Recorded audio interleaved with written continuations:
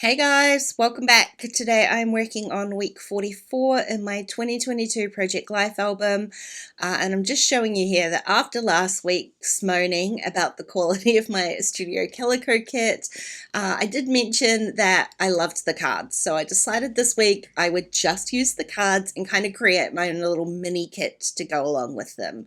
So I picked out a 6x6 paper pad from Rosie Studios.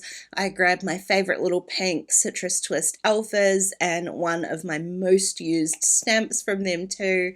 I've got a couple of embellishment packs, like some little stickers. So I got puffy hearts and some puffy phrase stickers. So that's it. That's all I'm going to work with this week.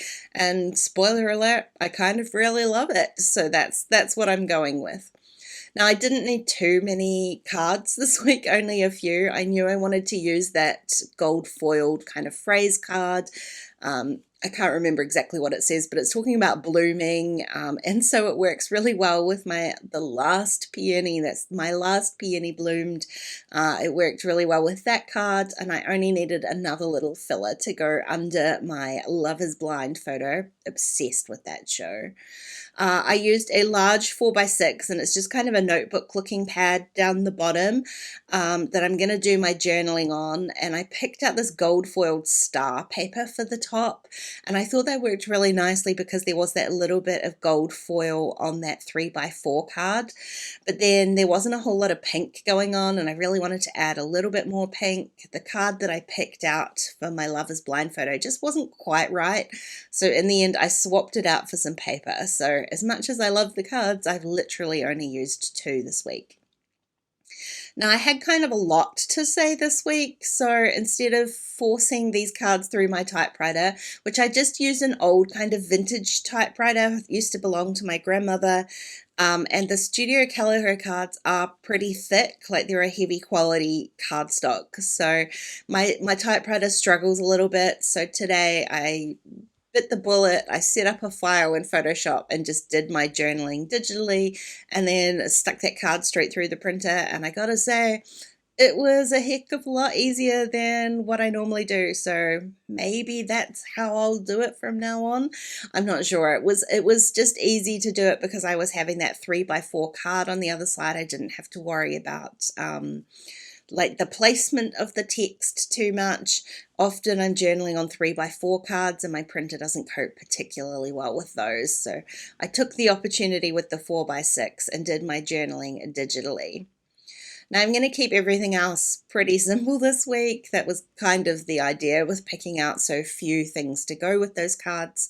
I'm using some of these kind of scripty stamps. I really love them. They're such a beautiful font. I'm using the same kind of technique on both of these 4x6 photos, which is just to stamp the word and then add a little puffy sticker on top. This one I struggled a little bit because the photo was quite busy. There wasn't a natural place to put the stamp and sticker like there was down the bottom there. But I just went with it. It doesn't matter. It's very busy, but it's still on there. And I guess the puffy sticker kind of points to the fact that there's a stamp there anyway. Now, I wasn't super keen on adding too much more in the way of stickers, so I decided to just go with stamps.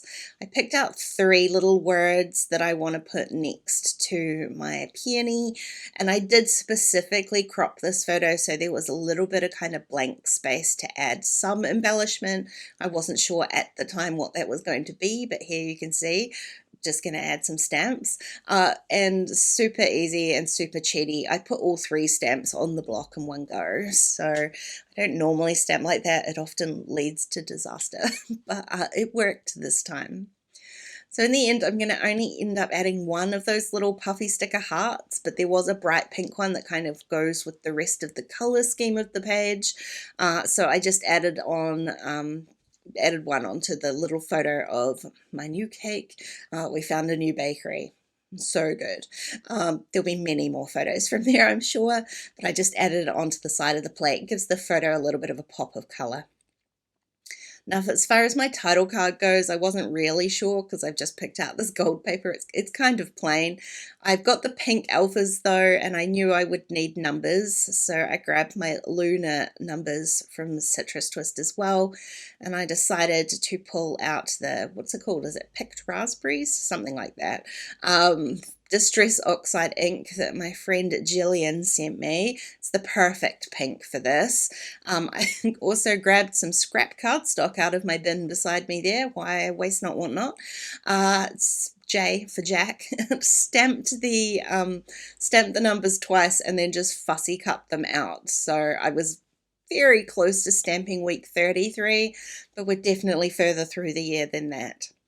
Now, I am using my ruler guide just to kind of line things up as much as I can. It's a very simple title card, but I didn't want it to be just that little bit off that I noticed, so I tried to get it as centered as I can. I'm adding the numbers underneath my label this time. I just picked out one of my digital labels. I'm going to use that to do my date stamping just because the gold foil I know is not going to hold a stamp particularly well, so I wanted a place to do my date stamping, but also it's kind of going to act as a little shelf for these alphas, so I'm not adding them like too solidly until I get them lined up. And these ones I just eyeballed it. I didn't worry about the ruler guide. I'm just using my eyes at this point. Then I can add in my date stamp and call this spread all done. I've only just noticed that my nails match perfectly too, so maybe they were the starting off point for the color scheme this week. Hey guys, thanks for watching today. I really hope you enjoyed the video.